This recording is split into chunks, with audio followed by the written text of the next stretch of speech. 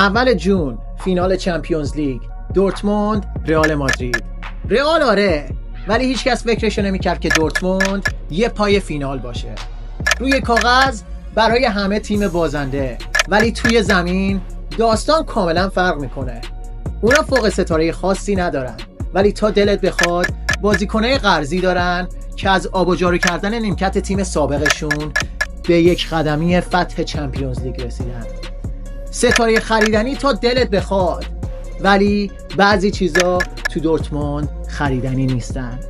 مثل شماره 12 تیمشون، دیوار زرد. دیواری که با هیچ ضربه‌ای فرو نمیریزه.